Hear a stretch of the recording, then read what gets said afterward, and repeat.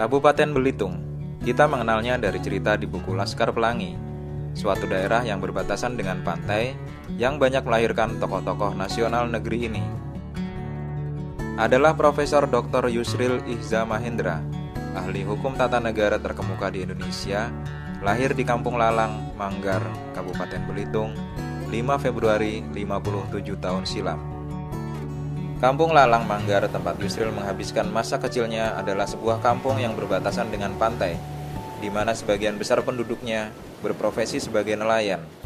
Yusril kecil sering bermain di pantai bersama teman-temannya, sembari membantu para nelayan menurunkan ikan-ikan mereka. Sebagai imbalan membantu para nelayan itu, Yusril mendapatkan upah berupa ikan segar yang kemudian dimasak oleh ibunya sebagai lauk. Kehidupan nelayan dan pantai adalah kehidupan yang keras. Yusril kecil mengalami pahit getir kehidupan pantai yang penuh gejolak, layaknya ombak. Yusril kecil mengalami ketika teman sepermainannya hilang ditelan ombak dan jasadnya tidak pernah ditemukan. Juga menyaksikan bagaimana antar nelayan saling berkelahi dan ada yang terbunuh karena cekcok dan salah paham di antara mereka. Putra keenam dari Abah Idris Haji Zainal dan Uma Nursiha ini sering ikut ayahnya bekerja yang menjadi kepala kantor KUA di kecamatan di mana mereka tinggal. Ayahnya sering memberikan ceramah, khotbah sholat Jumat, ataupun mengajar agama di instansi-instansi seperti di lapas atau kantor polisi. Waktu ikut ayahnya mengajar agama di kantor polisi setempat, yang menjadi kepala polisinya dikenal dengan nama Pak Brewok. Pak Brewok adalah sebutan bagi Abdullah Paloh, ayahanda dari seorang yang sekarang kita kenal sebagai politisi dan pemilik bisnis media, Surya Paloh. Yusril kecil bersama 10 saudara kandungnya yang lain hidup dalam kesederhanaan dan keprihatinan. Mereka hidup dalam sebuah rumah berdinding kulit kayu dan beratapkan kayu sirap. Kendaraan satu-satunya yang mereka punya adalah sebuah sepeda yang digunakan ayah mereka untuk bekerja sehari-hari. Rumah Yusril berdekatan dengan rumah Pak Jarot, seorang komandan Pangkalan Udara Tanjung Pandan, Belitung.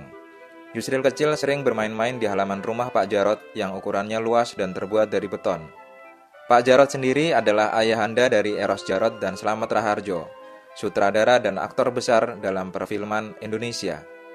Media hiburan yang lazim saat itu, radio, pun tak mereka punya. Apabila Yusril kecil dan saudaranya yang lain ingin mendengarkan radio, mereka mesti ke rumah Pak Ahmad, tukang reparasi radio tetangga mereka. Rumah di mana Yusril tinggal tak berkamar mandi. Kalau ia mau mandi dan buang hajat, Yusril kecil mesti bergegas ke sumur di sawah belakang rumahnya. Pernah suatu ketika, Yusril kecil mesti berhadapan dengan ular tanah yang sangat berbisa sewaktu ia mandi di sumur itu. Sekolah sembari bekerja membantu kedua orang tuanya. Karena kehidupan yang sulit dan prihatin, dijalani Yusril dari kecil hingga beranjak dewasa. Sewaktu duduk di bangku SMP dan SMA, untuk membantu membeli paket buku di sekolah dan membantu perekonomian keluarga, Yusril dan saudaranya membuka usaha warung keperluan sehari-hari, yang modalnya mereka dapatkan dari gaji kakaknya yang bekerja di perusahaan negara timah. Walaupun sembari bekerja membantu kedua orang tuanya, Yusril kecil merupakan anak yang cerdas dan berprestasi di sekolahnya. Jiwa kepemimpinannya pun menonjol di antara teman sekolahnya.